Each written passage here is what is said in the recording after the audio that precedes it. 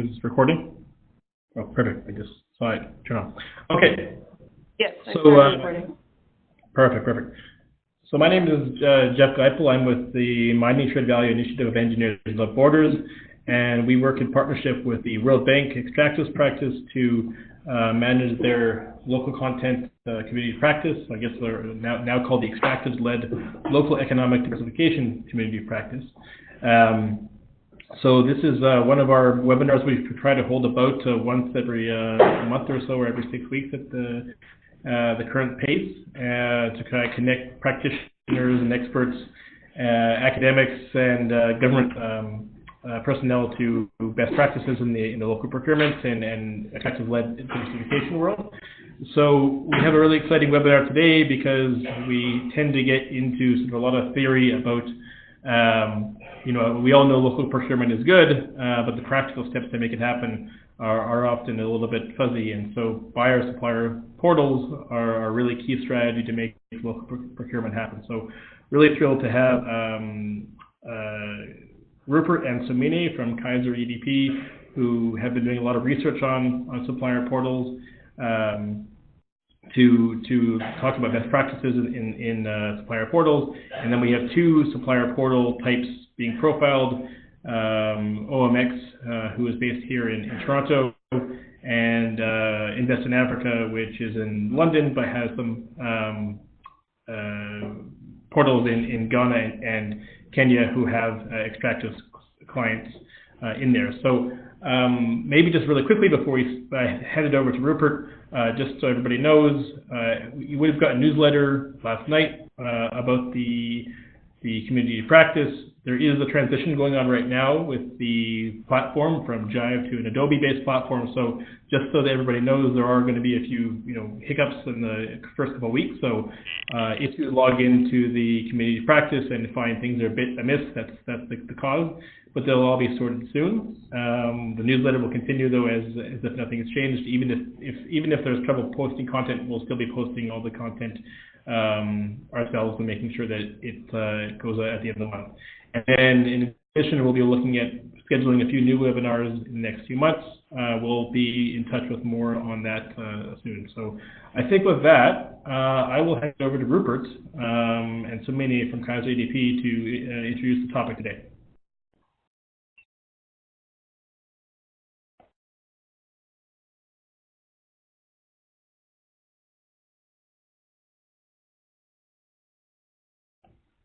Rupert, over you. Rupert.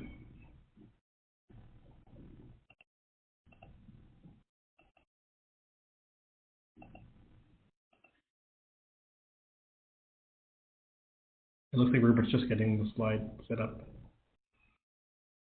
It is on mute right now.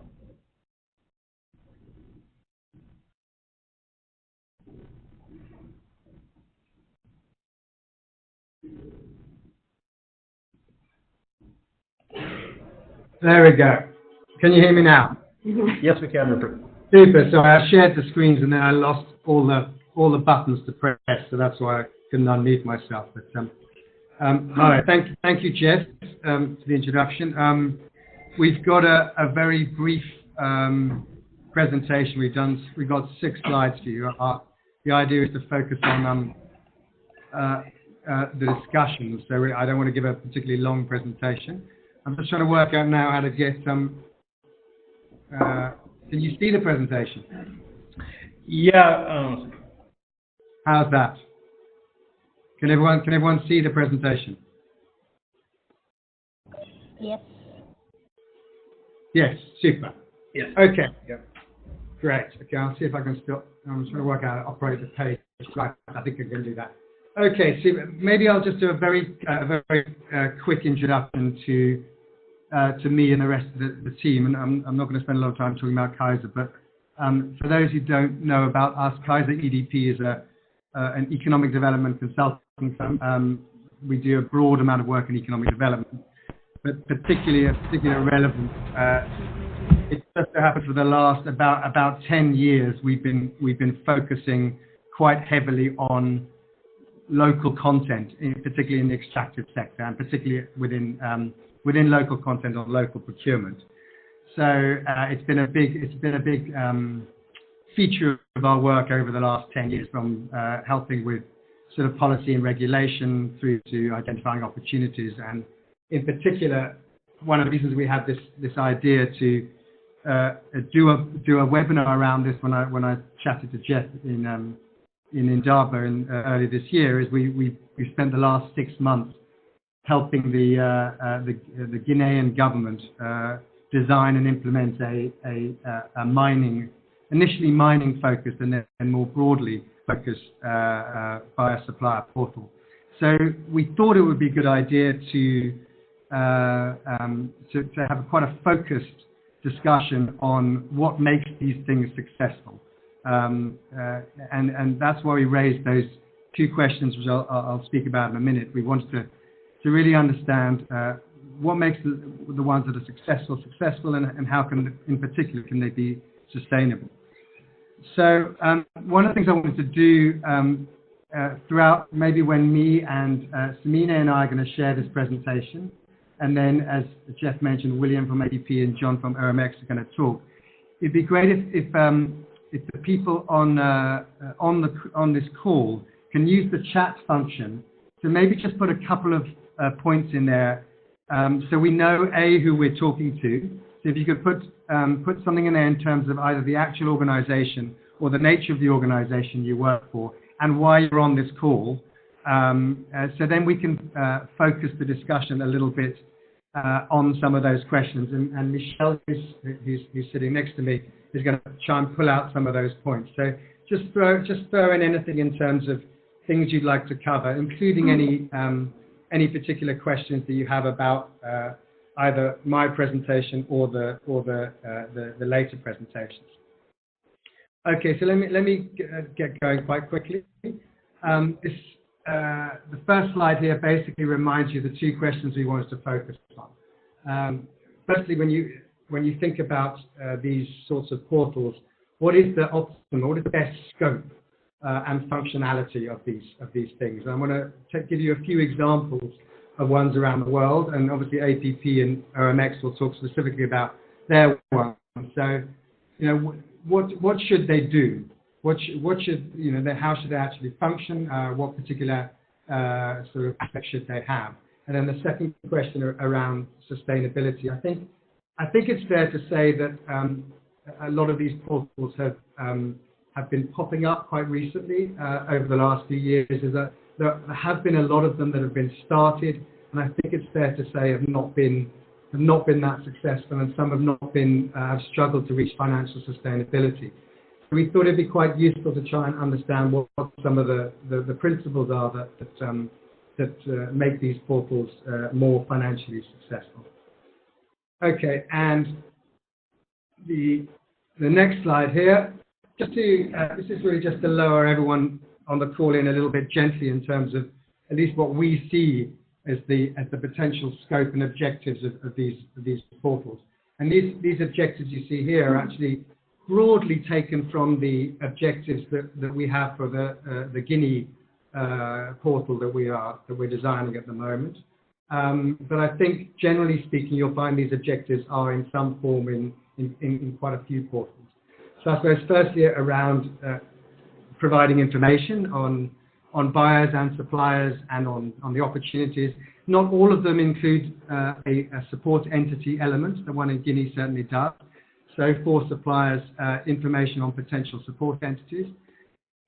One of the key objectives is often, particularly if the focus is on local content. And to some degree, I'm assuming that people on this call, because of the nature of this forum, are kind of more focused on the portals related to local content. Are obviously ones which are more directly commercial. But an objective of many of these portals related to local content is to obviously improve access to opportunities for local suppliers, however you define what a local supplier is. Improving competitiveness of the local supplier base, whether that's through kind of feedback, a tiering system, through benchmarking, a big objective of some of these portals. Access to targeted support, saving cost and time for buyers and suppliers. Is not much point of having these portals unless they actually make the transaction process and identifying suppliers a more efficient process.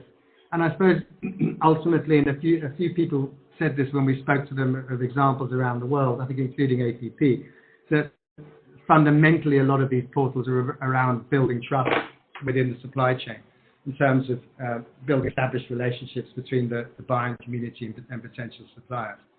So these are some of the objectives to think about. The users, typically, and obviously the main two are the buyers and the suppliers, and buyers, whether that be in a single sector, and there are some examples which are quite single sector focused, but many of them are multi-sectors, and obviously potential suppliers. Those are the main two users.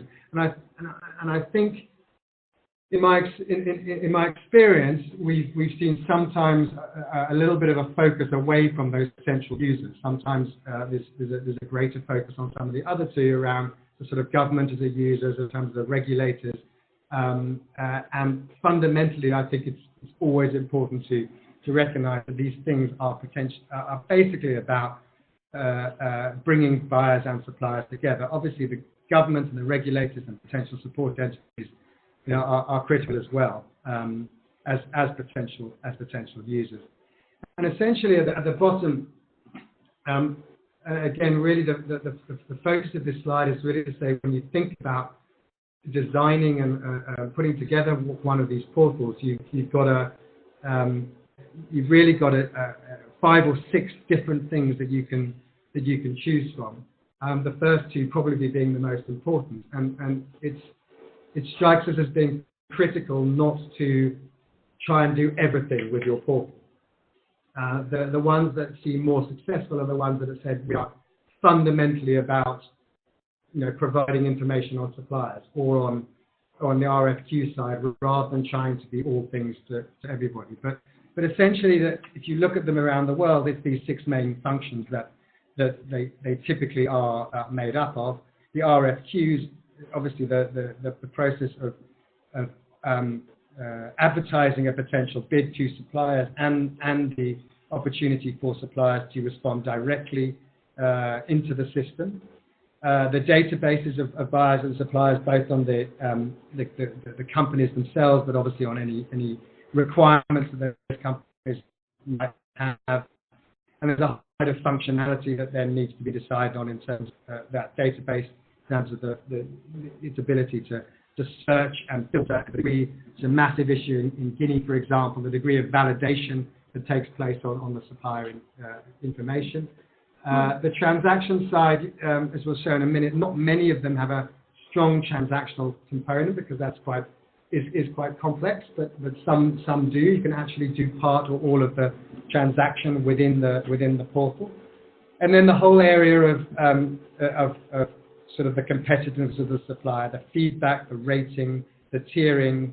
If you look at the sort of all of the UNIDO style ones, the SDXs, they've got quite a strong emphasis on sort of benchmarking the performance of suppliers against other peers, which when one thinks about the sort of resources that one can put to this, that's quite an involved function. So one needs to think quite seriously about how involved you get in that part of things.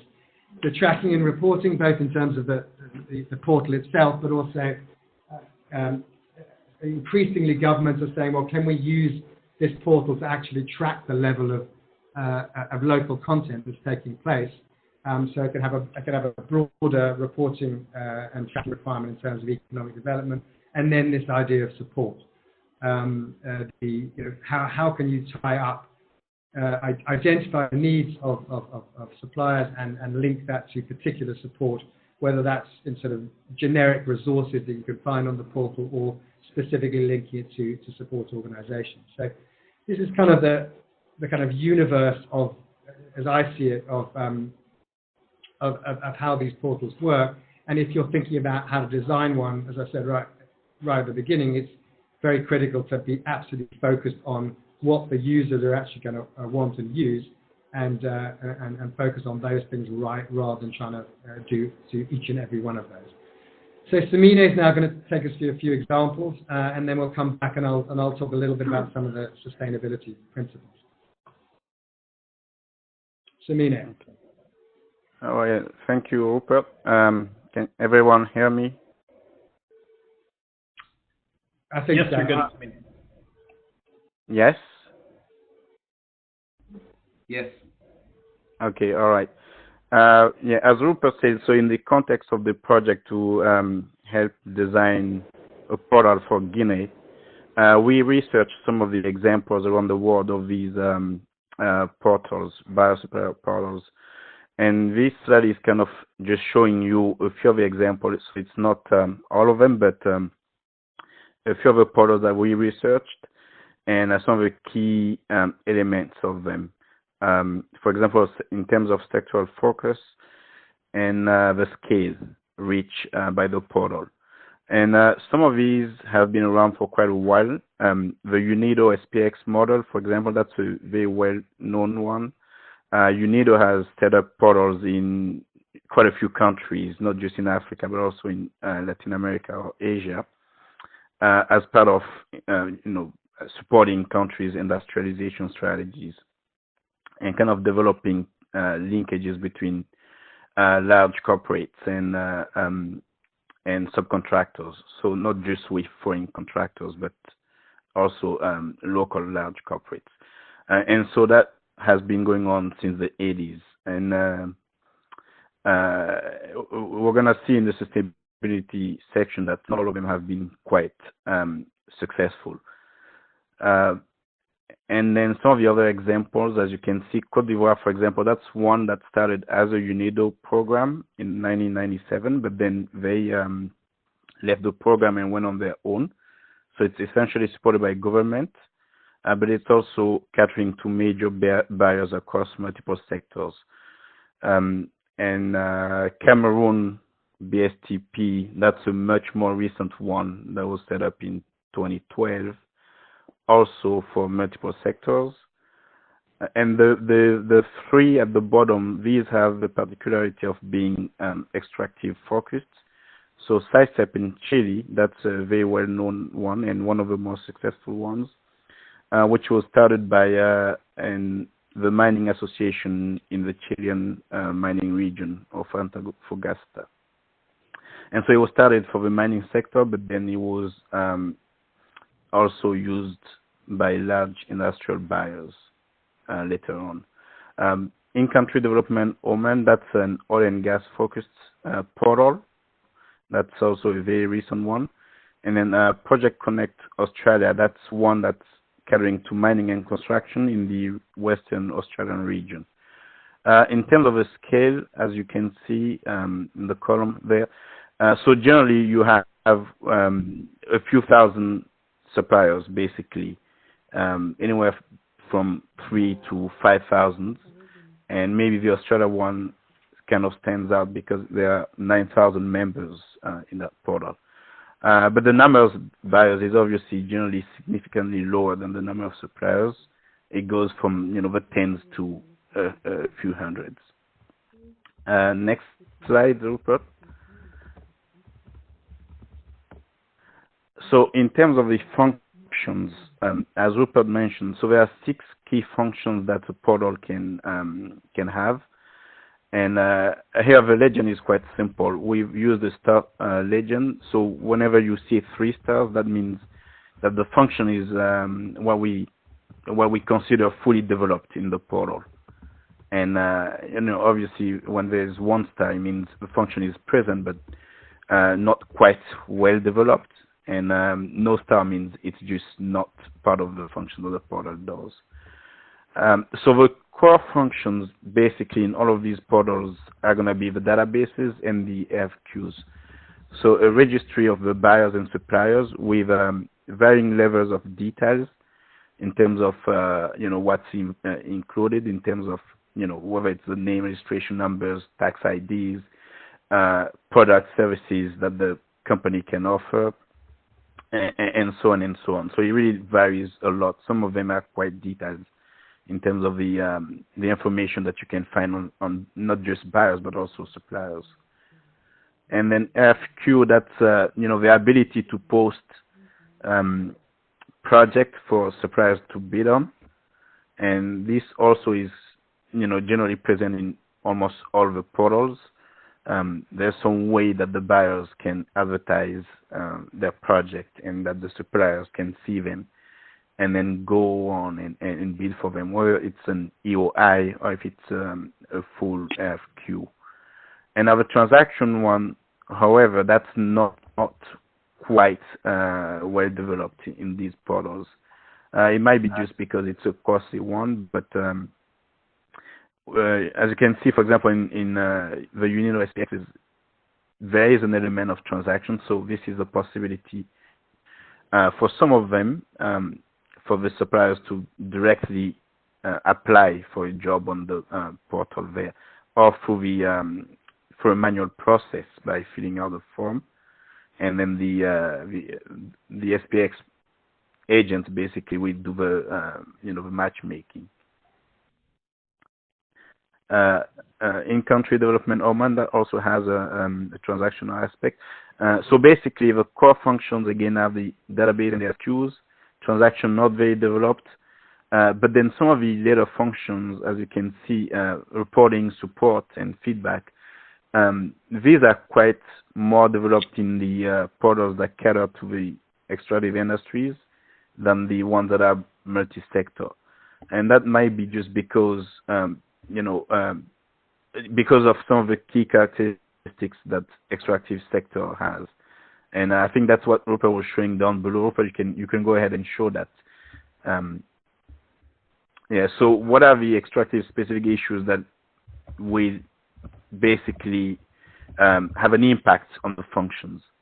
And some of them, this is not all, but the key ones that we found out in our research are that the strict requirements for the mines in terms of technical and HSC and quality requirements from the suppliers.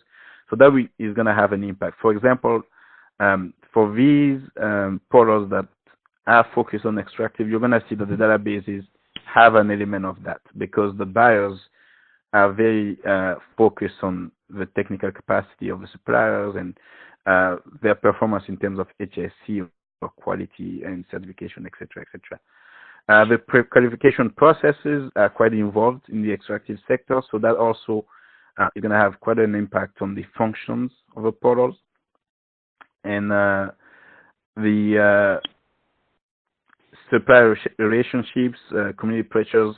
So the type of suppliers that are going to be allowed to register on the system and the different means that they have available will really depend or be very affected by these things. So, for example, you can start a portal, and since there are established supplier relationship between the mines and some suppliers already, you can ask the mines to provide a list already of suppliers that they work with, and that can be on the portal for other mines to access the suppliers. And then the affected community, this is obviously a big one for the mining or oil and gas sector, in terms of the social license with the community and so on and so on. So what we found out is sometimes to make the portal accessible to those suppliers, one of the things you need to do is make it, have a manual process because there are less sophisticated suppliers, or have things like alerts when there are internet issues, and so it cannot just be an internet portal. You need to have things that cater to these type of suppliers, and that's going to be important in the extractive, in the context of the extractive industry sector. I think we're going to go on to the next slide. So, and this is showing for the Guinea portal what we basically designed based on the research and consultation with the key stakeholders. So this spider diagram here shows basically what the different stakeholders in Guinea thought were the key functions that they need to see in the portal for it to be useful for them. So you can see here the blue line is what the buyers said, and this was basically for a workshop, a co-design workshop that we held in Guinea, that we gathered the opinions and the stakeholders' input to fit into the design process. So the buyers, blue line, and then the green line is the suppliers, and then the gray line is government people. So basically, not a lot of surprise. RFQ and databases were the key functions, but I guess the main thing here was that in terms of the feedback and rating, there was a lot of emphasis in that. For example, buyers said, we don't just need to see the list of the suppliers. We really need to have some mechanisms for which we can rate them. We need to have some evaluation done so that we know that when we look at 500 suppliers, we can quickly filter out those that have had bad experiences, those that haven't fulfilled previous contracts, and this kind of information. And even down to validating the basic information of suppliers, as in, for example, do they have tax ID? When they say that they have a certification, is that real? And so you kind of also have to see that in the context of Guinea, obviously, which is an environment where the suppliers are, in general, less sophisticated, and information is hard to find. And so that's really the key thing in this portal here. It's trying to bridge some gap here in terms of market efficiency, to lower transaction costs for buyers and suppliers and make it easier for them to find each other. So that's the key thing. So there was a lot of emphasis on feedback and benchmarking and evaluation. And then from the government and support organization, there was a lot of emphasis on the support. So the ability for suppliers to connect to some sort of okay. I think we're losing you a little bit there. You have a sound issue. You can't hear me well. Okay, I just want to check whether other people can hear me, because I'll just take over. Or is the problem at my end? Yeah, we can hear you quite well. We can hear you very well. Okay. Okay. Yeah, so I was saying that. Suddenly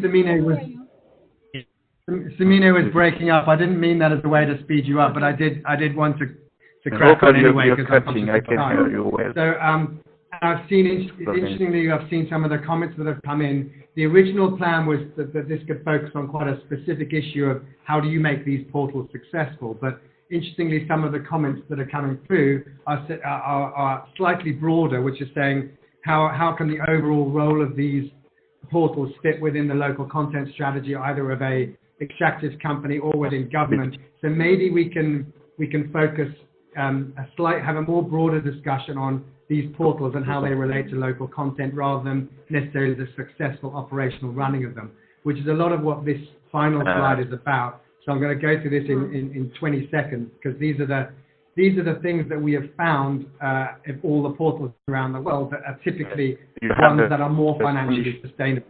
Can you hear me well? Somine? Okay. Somine, we've moved on to the next slide, so we can maybe bring you back in a bit later, because I think your sound isn't very good. And we're on a time constraint.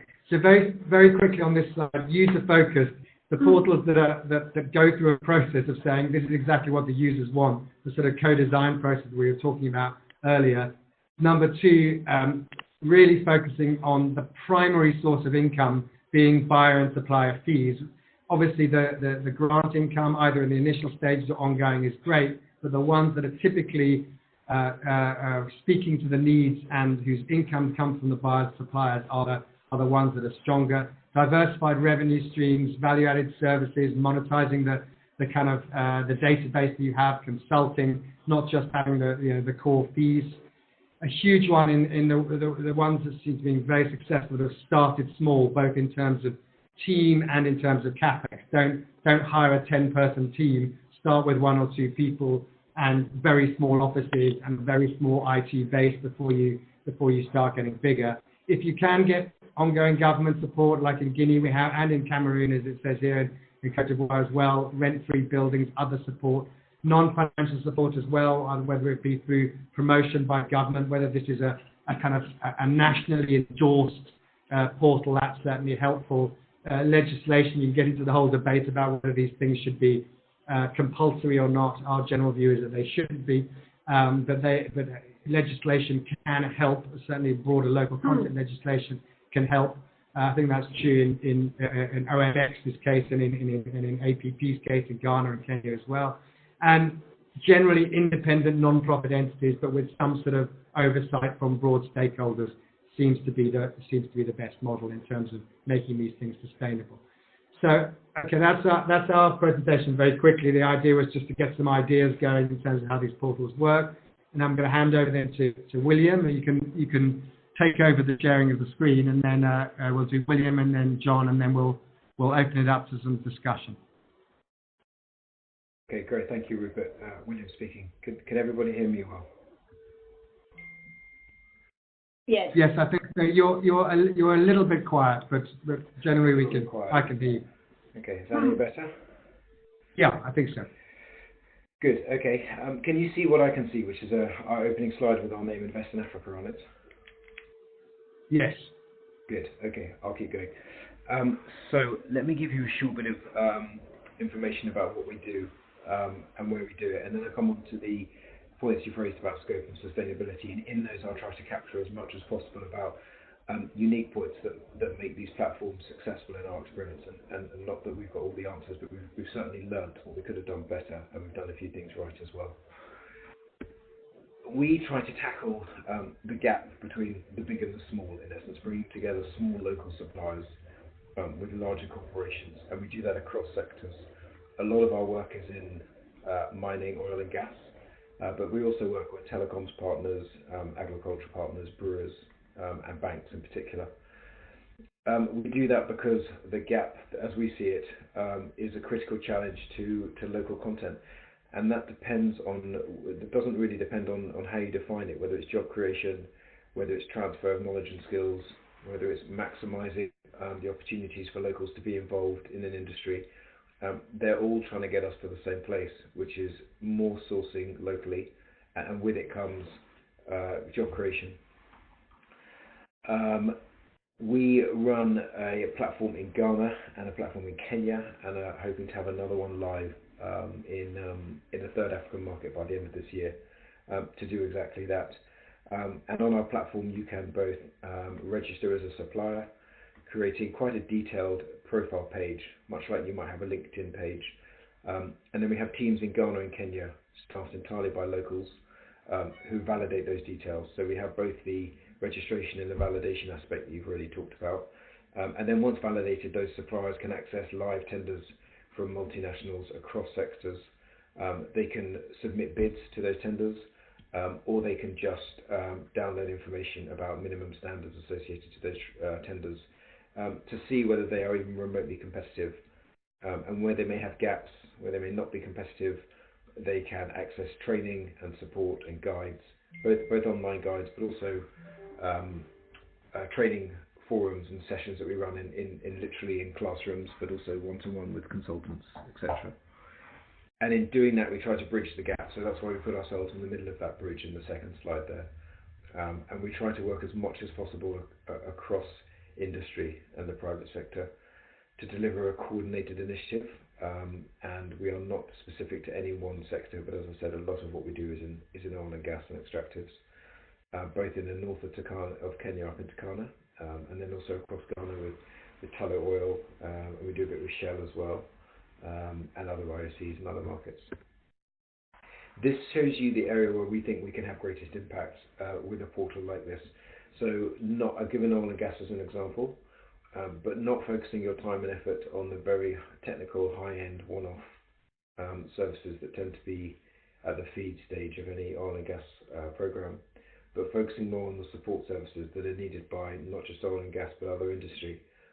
This is where you can have the greatest impact, short and long term, in terms of job creation and transferring knowledge and skills. So those outer two circles are where we focus a lot of our time and effort.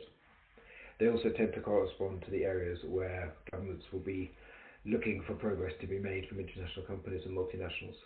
So you can find a natural win-win, and you can identify some sweet spots that can feed into a government's national development plan or whatever Vision 2020, Vision 2030. Every government's got one, so you can find a way to support it.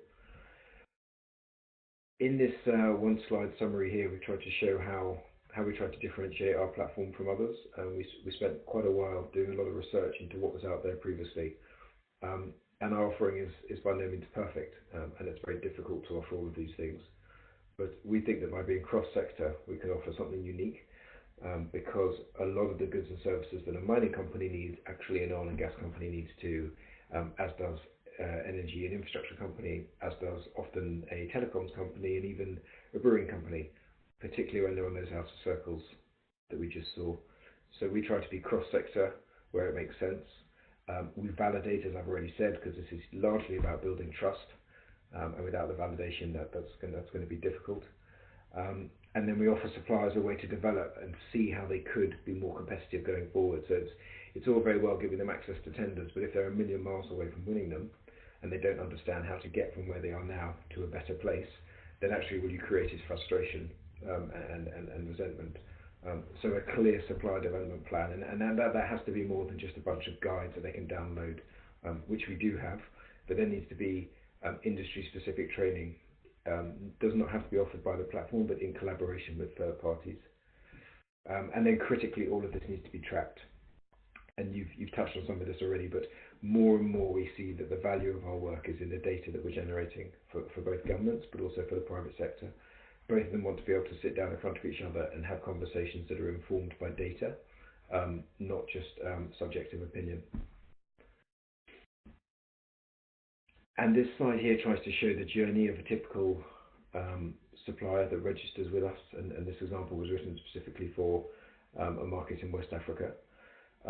But I think the point is you don't need to read through it all, but you need to be able to show any of the stakeholders that you want to support your platform. Either you want them to support it financially or you want them to support it in kind. You need to be able to show them where they fit in on the journey, where this platform fits in on their journey. You know, it can't be the answer to everything. And I think if you try to present it as such, you're setting yourself up for failure. You need to show them where it fits in as a very useful tool that can support them in their growth or in the job creation if it's a government you're talking to. But it needs to show how it fits into the broader, wider picture. If it's a CEO of a small company, how does this support his vision for his company's growth? And you need to show them that as a journey from where they are now to where they could be. I'll stop there in terms of slides. In terms of our lessons learnt, if people are happy for me to go on for a minute or two, I thought I'd summarise what we've learnt under scope and sustainability. And in keeping with the theme of S's, for scope, S for scope and S for sustainability, I've got 3 S's under scope, and the first one is sectors. So know the sectors you want to operate in, and I mentioned that we are specifically cross-sector, but I think you need to know what you're trying to achieve within the sectors you want to operate. That certainly wasn't necessarily the case for us, but looking back, you need to know what does success look like. And simply thinking that build it and they will come, it's not good enough. So just having a platform is not success in itself. You need to know what you're trying to achieve with it and with whom you're trying to achieve that. All the way down to the number of tenders you want to see on it, the value of those tenders, how many of them do you want won by local suppliers, what sort of minimum standards do you want to set, and how many studies do you want to create. The second S I put on the scope is simplicity. You need to, as I touched on, that this is going to be a tool within the wider work of an organisation or a government. So the easier you can make it for them to pick up and plug into their life, the better. So I would start with something, always be inclined to start with something simpler, and don't let great be the enemy of good. You know, you'll never have a perfect information. But when you have something that's of value to enough people, then I think that's good enough to start. And my third S under scope is support. There must be support offered through the platform. Just being able to register and provide a database or tenders, I don't think is enough value. There has to be feedback mechanisms to suppliers. There has to be ways in which you're offering them things they can't get elsewhere. Typically, we offer, for example, third-party validation and qualifications for those suppliers, so they can be anti-bribery and corruption certified, they can be credit reference checked, they can receive insurance products through third parties that we've built relationships with that they wouldn't have otherwise been aware of or probably wouldn't have been bothered to go to get. And then they wouldn't have been aware that not having them has put them at a distinct disadvantage and means that they are uncompetitive. So there must be additional support. The tenders and the registrations are all very well, but there needs to be more to it than that. The final couple of points are under sustainability. Again, I tried to capture them in some S's to continue the theme. The first one for me is revenue streams. So that there must be ways in which you can see streams of revenue generation. They may not all come online in year one, but you need to have a clear sight as to what they are going to be in year 2s, in year 3, and year 4. And that could be from having events that are sponsored and paid for people to attend, through to taking a percentage of the value of a transaction that may be awarded on your platform, through to simply just having building up a big base of users, all of whom are paying a fee. But you need to see your revenue streams. And again, not just hope that builders and they will come, and at the end of the day, the numbers will all be okay, and somehow you'll muddle through and get enough funding. The second S, I would say, is success stories. 2 S's really. You must be able to celebrate your successes when you get them, and ideally to have successes from the buyer side, the supplier side, and the government's perspective, and to be able to tell those stories. I think so often we focus so hard on our work that we forget to tell some of the very powerful stories that we have from successes. So I would be inclined to make sure you have a marketing function and somebody who can support you in telling your own stories. Because with that you will attract more users, more funding, and make yourself more sustainable. And the last one, I thought desperately about how to make this an S, but I can't make this into an S. But it is that point about tracking your data and your reporting. And increasingly that's what governments and private sector is looking for.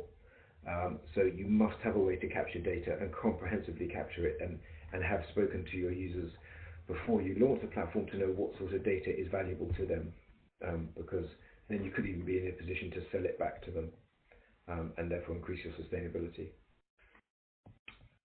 That's it from me really. So a few thoughts on scope and sustainability, and a quick overview about how we've done what we do. Thank you, William, very much. I have a couple of burning questions, but I'm gonna. Those come from my thoughts, but also from some of the comments. But I think it'll make sense to go on to John, and then maybe we can bring them together, and I'll ask them afterwards, and then we'll open it up. And I'm conscious we've only got 45 minutes, and it's going to be a lot to cover. So, John, I'll hand over to you, and then I'll ask a couple of starting questions after that.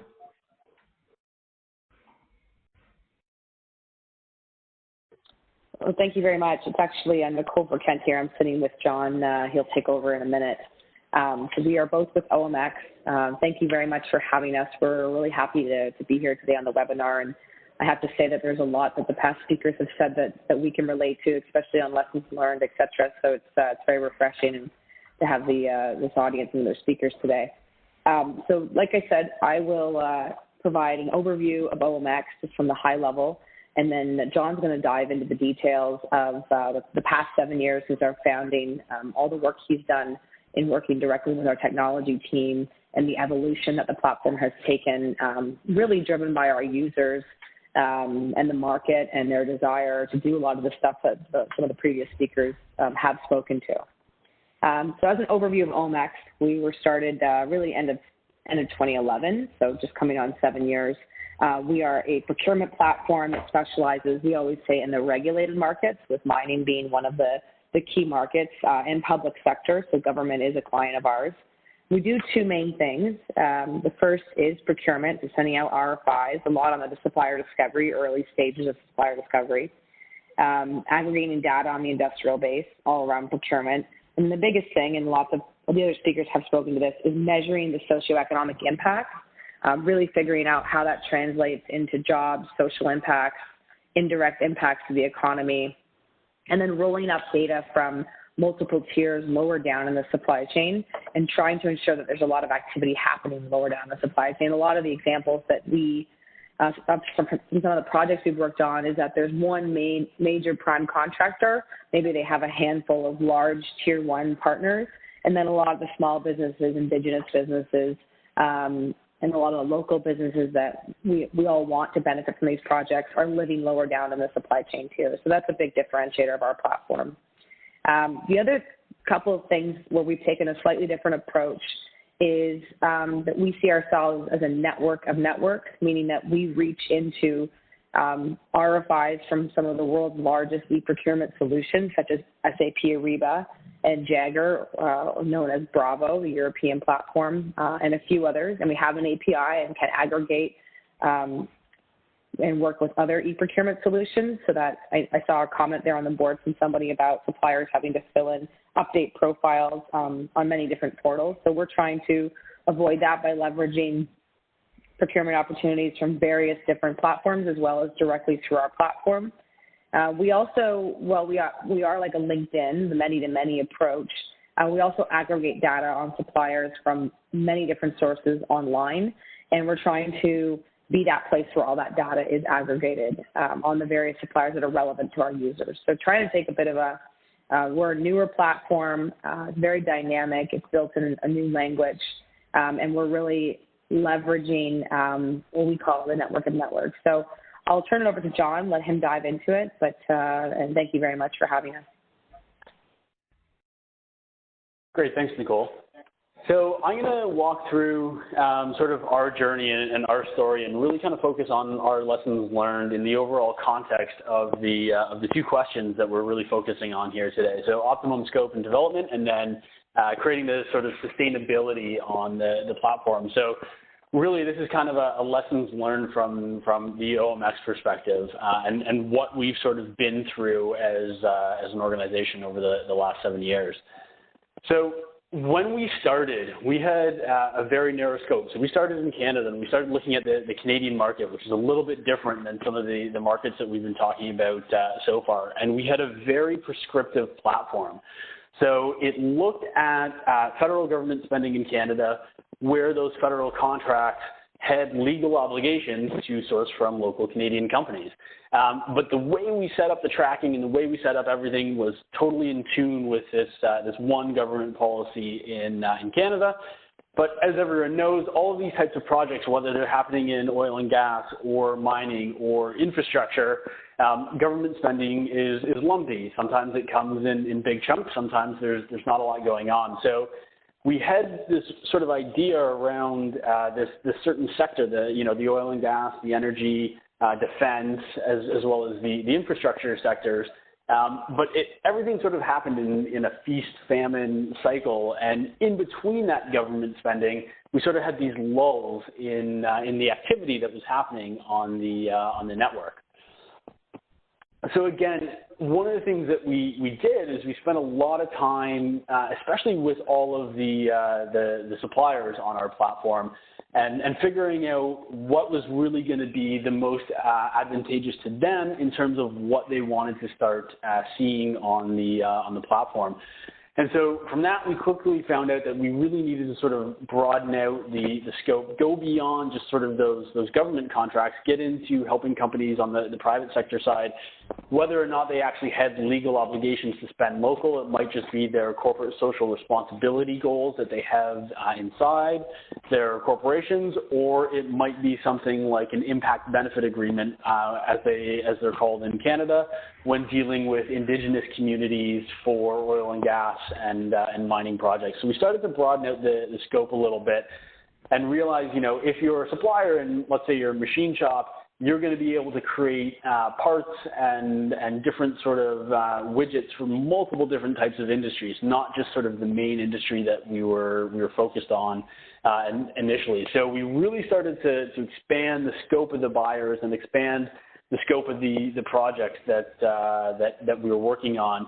And we decided also we really need to create much more interaction between the buyers and suppliers beyond just sort of responding to the opportunities and messaging. So we've introduced, advanced document control into the system where documents can be shared back and forth, insurance documents, regulatory documents, all of that can be shared back and forth. And there's much more of a dynamic sort of approach to how the system actually functions. So yeah, we spent a lot of time working with our suppliers and really redeveloped the application to focus on multiple industries, but also in multiple countries. So we really, again, started out in the Canadian market, but have since really broadened out. So we are working with a mining company in Canada that has operations in Guyana. We are starting to do some work in Colombia. We are starting to do some work in Europe, as well as starting to get a little bit of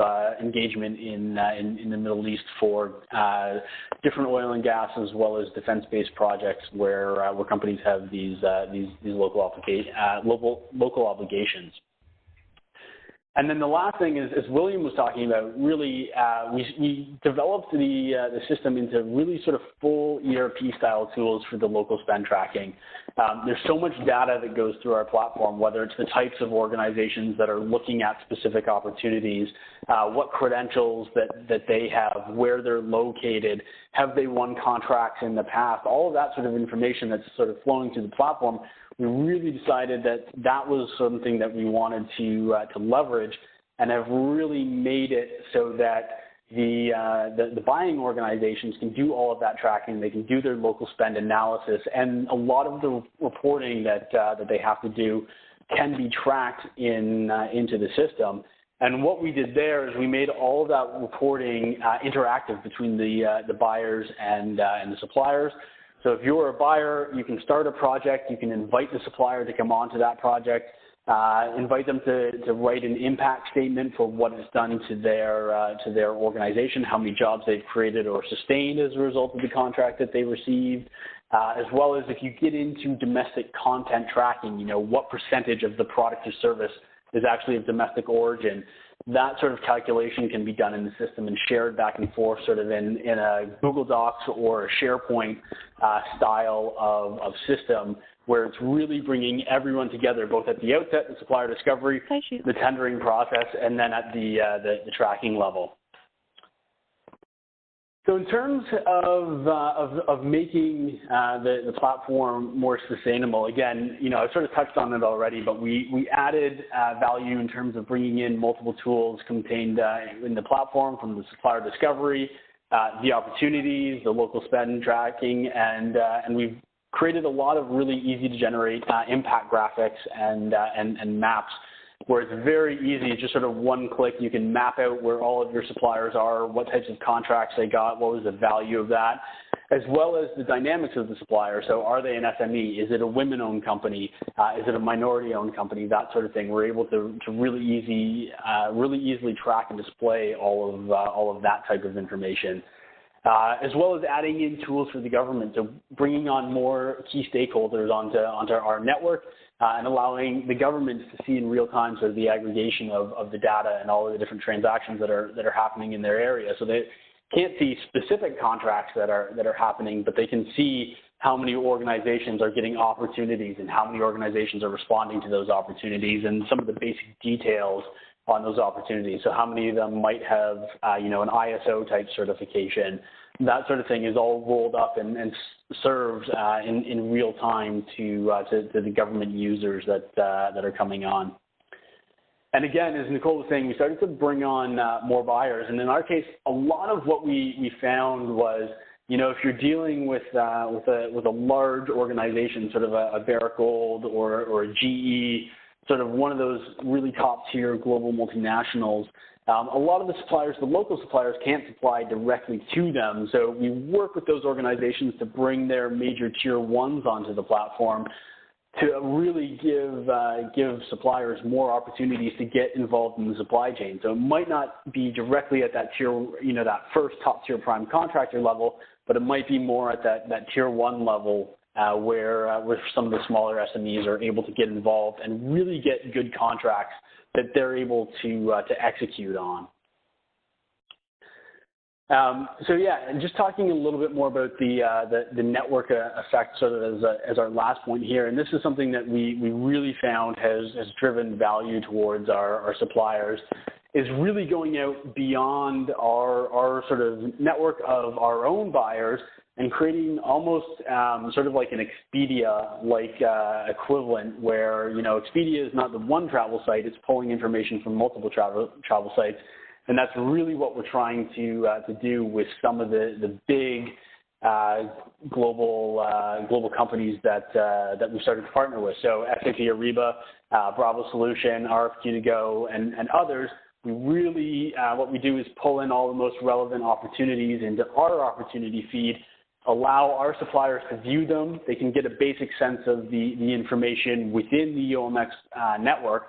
If they want to respond to them, they're then redirected outside of that network to the original posting place. So it almost acts as a referral point for the other networks. In the same way, if you're posting on OMX, you also get the advantage of your opportunities going out to multiple networks, over to SAP, over to Bravo, and the other ones. So it's really acted as sort of a referral service and created that network of networks that has really started to drive the value for the suppliers. So, I mean, for us, the key sort of takeaways, and I know I'm echoing a little bit what William said on his presentation, but is really focusing on the multi-sector, really giving organizations more than just a simple registration and bid board opportunities. You know, really creating that dynamic platform where buyers and suppliers are going to interact. They're going to interact at that early stage on the registration and the LinkedIn style profile, as well as on the opportunities, but then they're also going to collaborate on the local spend tracking and giving them those tools to actually do that in collaboration and make it really easy for the buyers to have all of their data in one place. And then similarly, creating that network of networks where you've got multiple different sources of opportunities. And I should mention we also do bring in government opportunities directly from from government sources into our platform. So for some of our major buyers, it also becomes a place where they can go and look at different bids that are coming out from the various federal governments where we bring opportunities in from. So really trying to connect sort of all three levels, you know, the government, the regulatory side, the major buyers and their major tier ones, which we found has been really key to driving value towards the suppliers, and then giving the suppliers sort of the full access to opportunities from multiple countries, multiple industries has really allowed us to become more sustainable in how we've gone to market with our platform. So conscious we've got about 30 minutes left for discussion, so I'm going to wrap it up there and pass it back over to Jeff now. Well, Jeff, shall I step in, or do you want to come in? No, go ahead. Go ahead, Rupert. You're doing well. Okay. Thank you, Nicole and John. Very, very useful, very rich. I'm going to try and condense a couple of questions to you three that maybe between you can have, I don't know, 30 seconds or a minute on each one of these before we then open it up maybe a little bit more in not much time that we have. The first thing is there's been a few comments, and I'm very conscious of the different countries that we're talking about here. We spoke about Guinea, and I mean, even within Africa, Guinea and Ghana and Kenya are very different beasts in terms of the kind of scale of the opportunity, the regulatory environment, et cetera, et cetera. And then you go to Canada, a completely different story as well. And John, you mentioned other countries as well. So very quickly, as you think about the different countries, the way you approach what you put in these portals, the sort of, you know, the scope, and I suppose also the way that you deliver. That's a big question for 30 seconds, but could you try and capture a couple of points on how the different contexts makes a real difference in terms of how you set up these portals and deliver on them? Maybe start with William, and then either John or Nicole decide between you.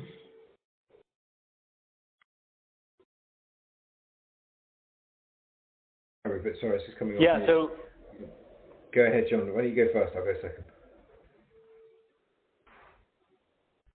sorry, William. Yeah, I was just going to say from our perspective, a big key for us has been allowing for organizations to customize the platform itself. So the way we've designed OMX is that it's really sort of country agnostic. And as you're going into each different country and you can go into the different regulatory environments, you're able to customize the different requirements that you want to track against for each country. So that's been our big focus in terms of approaching all of the different markets. Okay, super. Thank you. William? Yeah, hi.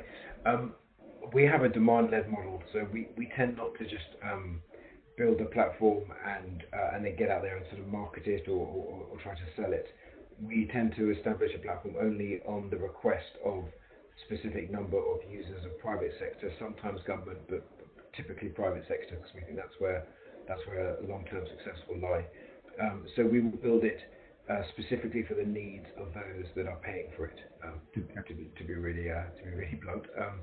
So whether that's one or two organisations or an entire industry, we will design it accordingly. Okay, super. Okay, maybe a more difficult question, because there's also a theme coming up in terms of what these portals can do in terms of supporting local content. So one way of asking this question is saying, well, what can they do and what can't they do?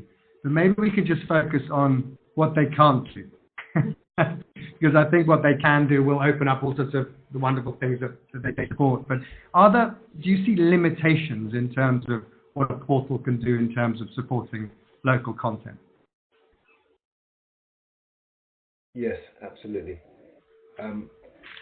We try to always think of them as a community and not a portal, because in the more developed markets in Northern America, in Europe, etc., the whole thing can be transactional on a portal in the purest sense. The same way you can order a taxi on your phone, you can just go click, click, click.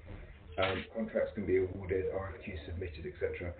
But for us, where our focus is in Africa, so much still needs to be done around getting everybody to the start line. The objective of these platforms in many instances is not that everybody will win contracts tomorrow who isn't winning them today, but it's to give everybody a fair opportunity at being in the race and understanding the rules and there being a level playing field and all those sorts of cliches. But that's what we're trying to achieve more often than not.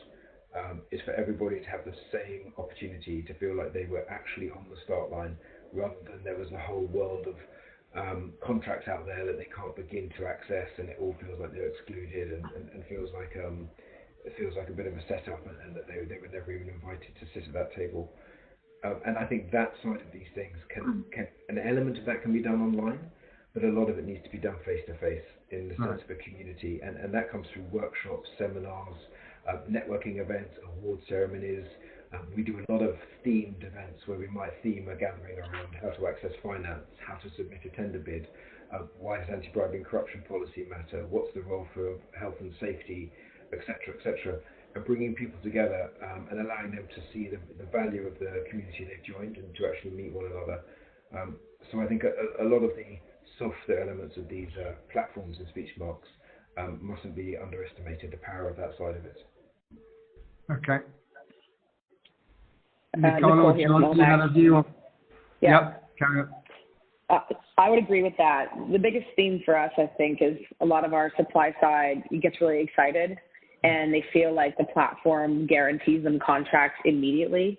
So there's a couple of things going on here. Usually our clients have really long sales cycles, so nothing's ever immediate. They can be sales cycles as long as a year to 2 years. But the other sort of biggest issue we've struggled with over the years is there tends to be a lot of will from the buyers and the buy side within certain roles. So maybe the title of corporate social responsibility, or a lot of titles are indigenous relations. The individuals in the organization that are responsible for reporting on their local spend, sometimes it's whoever has won the contract or the rights or received the permits to go ahead on a mine or on a project. But then the translation really has to happen within the buyers to the people actually issuing the POs. on the procurement group. So one of our biggest objectives has been to not just get a buyer on board, but then to try to work within that buyer, within all the different silos that tend to exist within the organization, to try to get as many of those users on the same page to connect those dots. So to not only provide the RFI, but then to continue along down that path. And I agree with the presentations before us that there has to be these supplier days. There has to be, if there's gaps in what the supplier provides, maybe certifications, and that's not happening in a magical RFI being posted and a supplier winning work. There's a bunch of steps in the middle. So I think that's one of the misperceptions of these platforms. And suppliers get all excited and they think they're going to get a contract in 2 minutes, whereas it's a messy, long process, and the buy side needs to be connected internally within their different departments. What would any of you say if you were asked to advise a government who was saying, I want to set up one of these portals, one of these communities, and we are thinking to make it compulsory. We're under a lot of pressure to deliver in terms of local content, and we want to make it compulsory for either a sector or buyers under a certain criteria to submit all their offers through this system. Well, what would your advice be to a regulator or a government that was considering that? Because that would be possibly, that's the logic says, well, that'll get everyone on board pretty quickly. Would that work?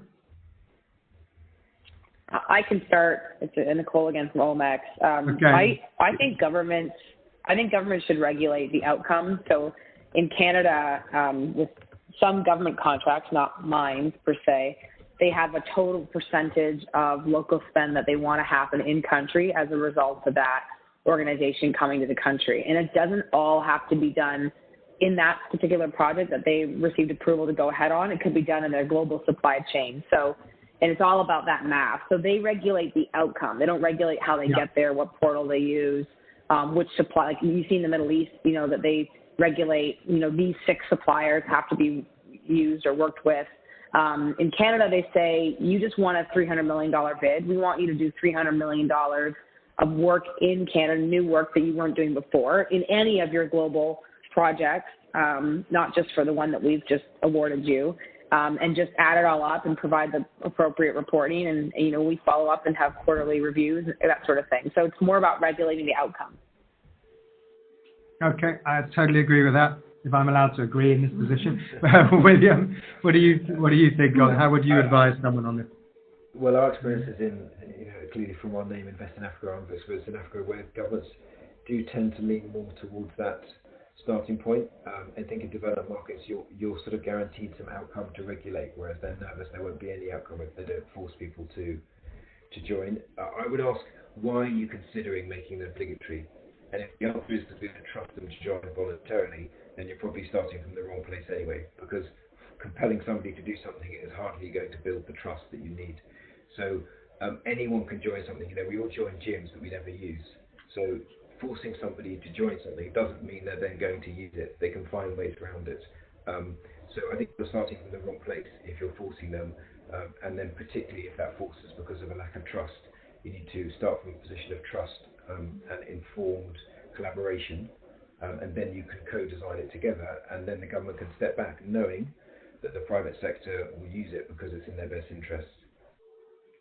Yeah, absolutely. And you avoid this sort of compliance mentality. Well, if that's what it is, it's going to be something we have to do. We'll treat it like a local procurement plan, and we'll push it off to our corporate social responsibility department, and it won't have anything to do with the procurement department. It's got to go back to, it's got to be providing a real need, as you said, William. It's got to be kind of demand-led. Again, a kind of mean question that comes to mind, again, very quickly before we open it up to everybody else. I'd like the last 15 minutes just to give a chance for other people to weigh in. But what would you say was the biggest mistake that you've made in terms of either any of the portals that you've set up, either OMX or in the 2 or 3 that you've been involved in with APP, that you would do it differently? Oh, how long have you got? The biggest one. Probably the biggest lesson for us has been the difference between when a multinational or a large corporate says, yes, I can see the value in this, I want to join. And then you actually, they sign up and then you say, okay, here's where you upload tenders. And then you encounter the problems. And then you encounter the internal politics and the systems they may have and the culture, particularly the culture. The CEO may say, yes, we want to do this. And then you lift the lid on that and you start getting pushback from within an organization, and you can be a year into a relationship and have seen very little transactional flow that you thought would come on day one. So for us, it's been very operational like that. It's probably been the struggle to get larger multinationals to put down existing systems or adopt this into their existing systems, even though they've said at the highest level, this is something we see the value in and want to do. Okay. Nicole and John, your biggest mistake? Yeah, I think William actually said it perfectly there. Thinking that the opportunities are going to start flowing day one without getting buy-in from the proper groups is definitely something that we struggled with in the past. So I think there's not much to add there, and I can tell my mic's going a little funny, so I'm going to stop there. Okay. Okay, last 15 minutes, just to open it up, anyone who wants to make either a contribution or ask a question or spur a discussion, are there any burning comments or questions out there?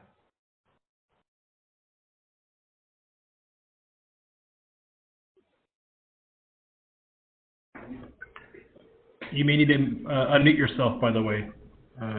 Many of you are already muted right now. And you can type the question as well. Yeah, that's a very handy tip. If you're trying to speak and you're muted, then unmute. Otherwise, I have a couple of other questions which I can ask.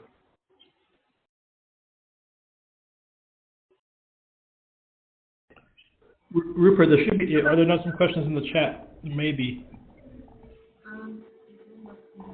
Michelle. Yeah. I just wanted to. I just thought if there was people that wanted to have burning questions, but it appears not. But let's maybe then. Rupert, I do have one. Okay. If nobody is asking questions, that's Silvana from the World Bank. Can you give us a sense of the CapEx and OpEx of a portal that has the majority of the functions that you described in your own presentation? That has all of that. That's the majority. I noticed that the transaction function is hardly ever there. Off the top of my head, not. I'd have to think about that because we have built some models to look at the different options.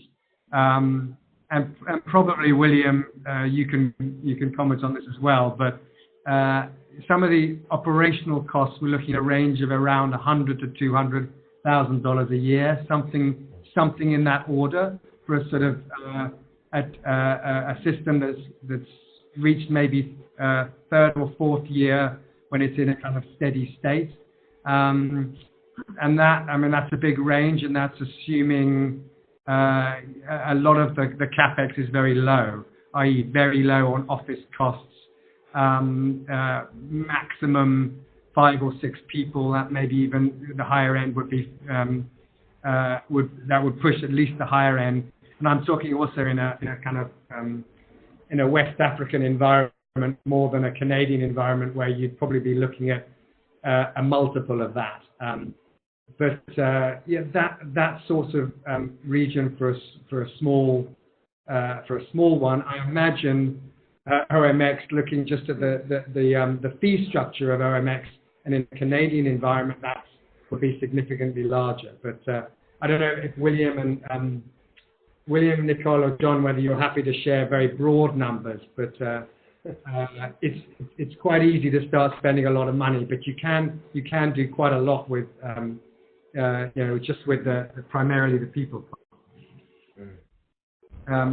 Michelle is showing me a figure from looking at our work in terms of West Africa, where the average is around within the WAMU BSTPs we're looking at an average around $300,000 a year. So a little higher than what I was mentioning. So in that sort of order. But William, John, Nicole.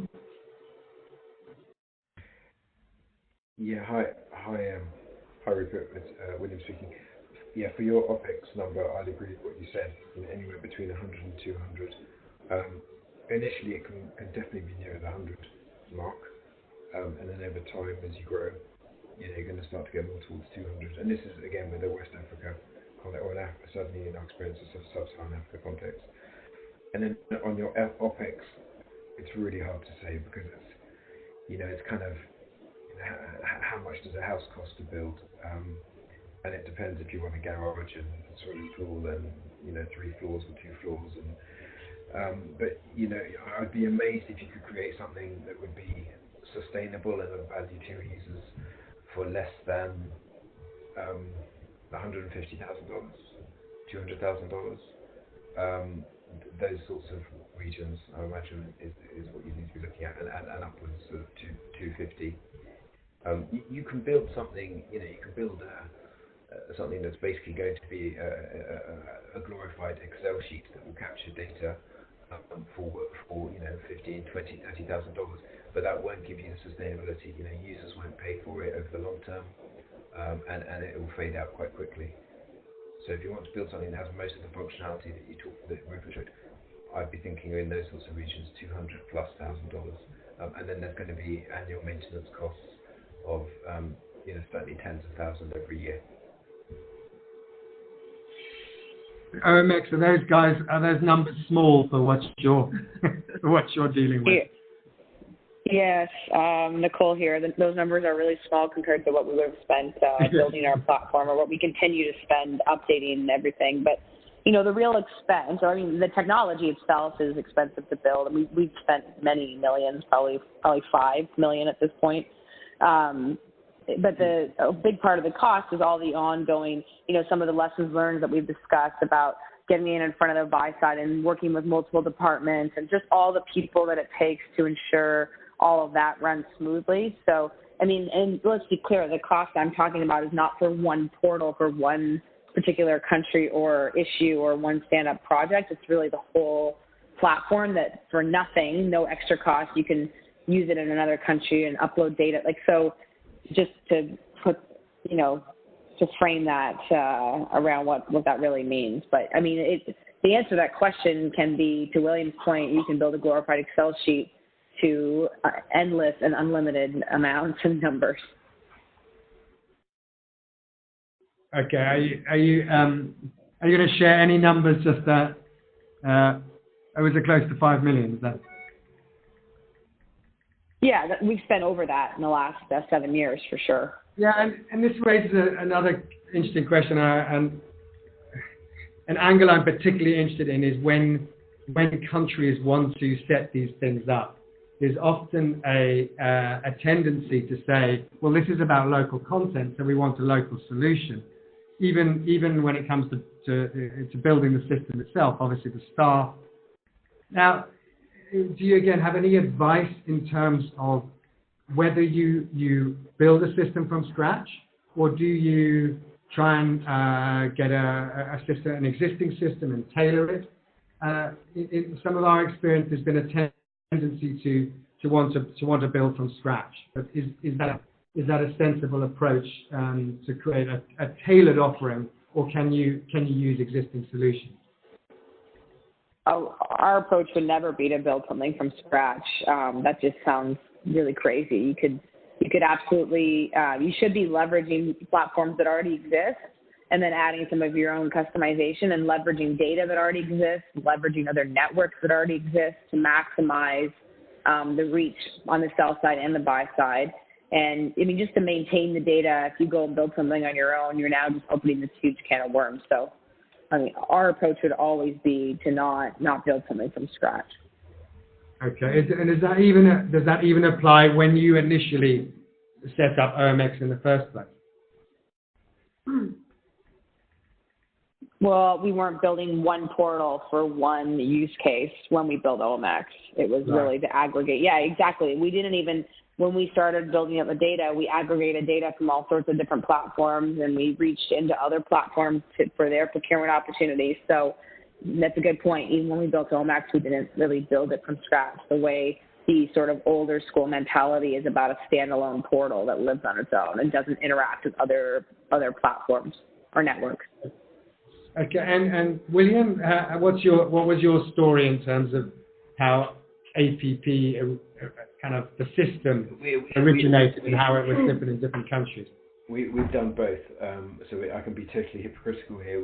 We built our own solution in Ghana because of the specific needs of the Ghanaian marketplace. There wasn't anything in Africa that met what we needed, that was sort of friendly enough for that environment and affordable enough.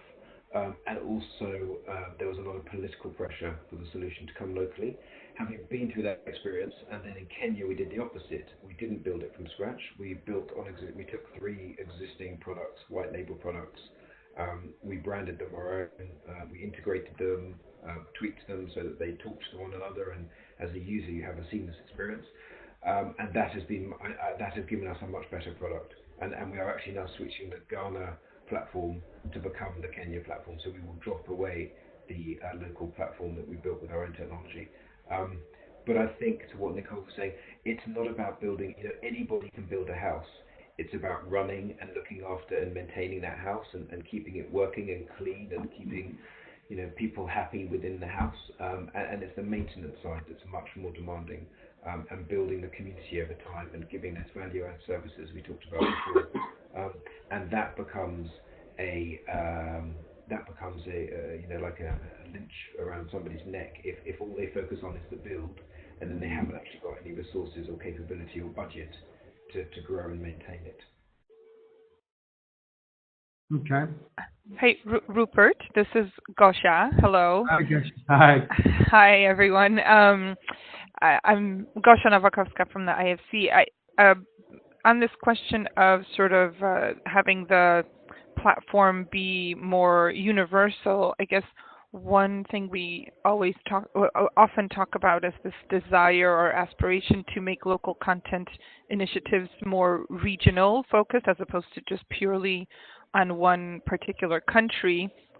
We all know the politics behind that, and that it's a difficult aspiration we may have, but having these platforms be using one platform, for example, across multiple countries would help facilitate that, so that businesses that are registered on one platform in a particular country actually can be seen by buyers from other countries as well. And when we kind of encourage or create these country-specific platforms, we don't even, offer that option to ever exist, even when and if a company might grow and develop to be able to do work beyond their borders.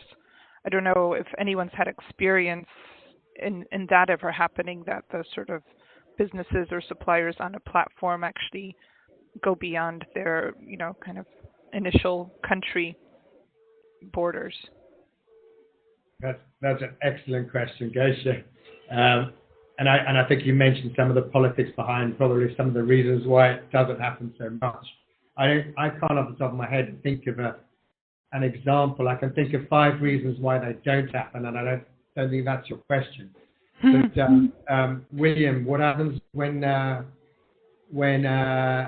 Anglophone West African country says we'd like to extend your Ghanaian system to Liberia, for example?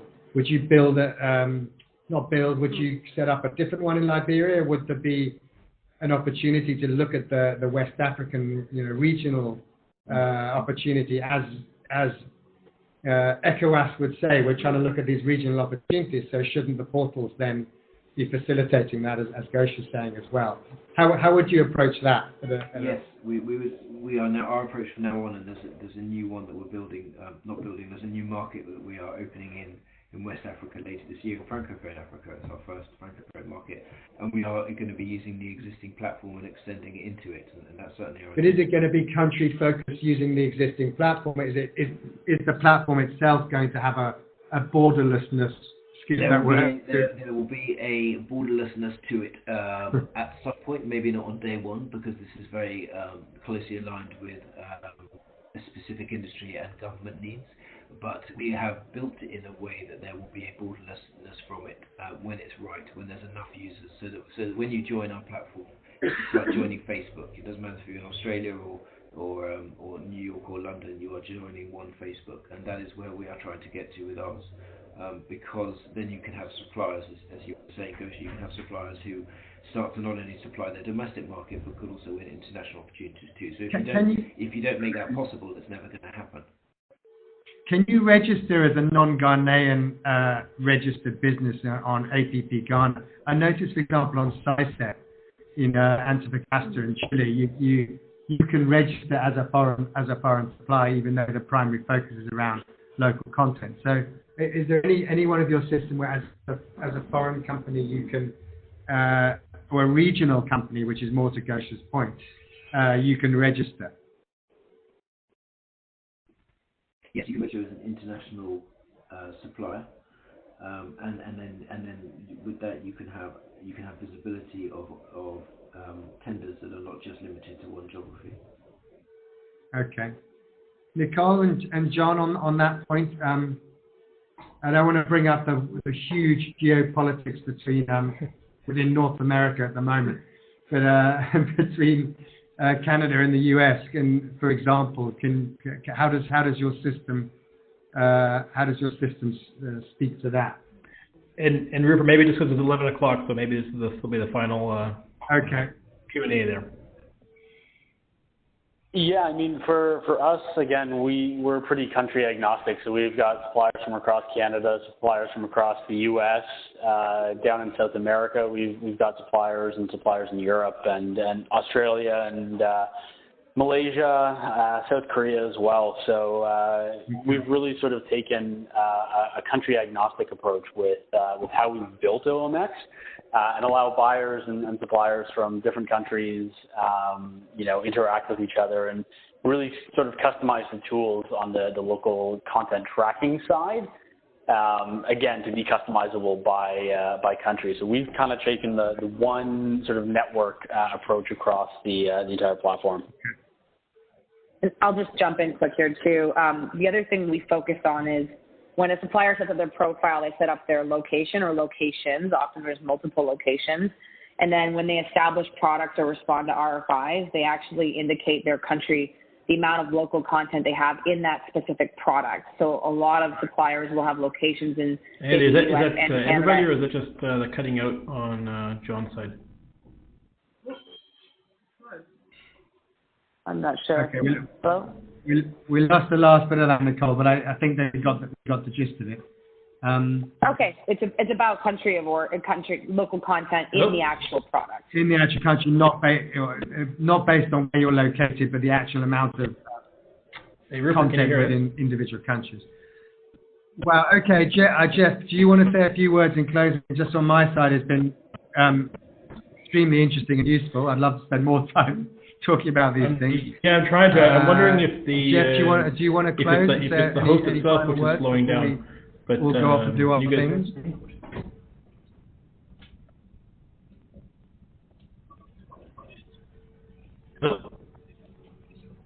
Well, I think we're having some technical difficulties on. I think it's a. Yeah, I'm trying to. I wonder if it's the host itself.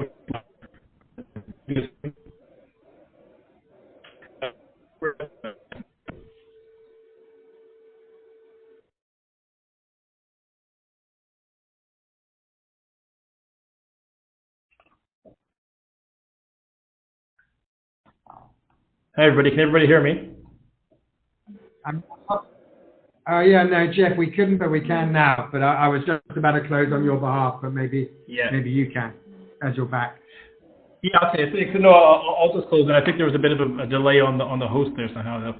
So anyway, thanks everybody for a really detailed discussion. This is the kind of practitioner-focused discussion we like to have because it gets past sort of the high-level concepts and into the weeds. So Rupert, thank you very much for an incredible job, along with Somine, in sort of laying out the basics of the topic and getting into helping us sort of understand that, and also to OMX and Invest in Africa, William, Nicole, and John. Really amazing to kind of get your perspective, but also to really kind of look at some of those pitfalls. I think maybe that was in some ways the most exciting part. I think to kind of understand some of those challenges, which everybody, whether they be a mining company or a government, should keep in mind. So I think we'll leave it there. This is all going to be recorded, so as we post it online on the COP soon. Like I mentioned, the COP is in transition, so there may be some technical difficulties on there in the coming week or two. So bear with us, but it will be posted, and we'd really highly appreciate and recommend people follow up with further questions to the people on the platform, because we can keep the discussion going that way. So I'll leave it there. We'll be in touch again soon with the next newsletter, which we'll talk about the next upcoming webinars, and we'll see you on the community practice and beyond. Thanks, everybody. Super. Thanks. Thanks, Jeff. Bye.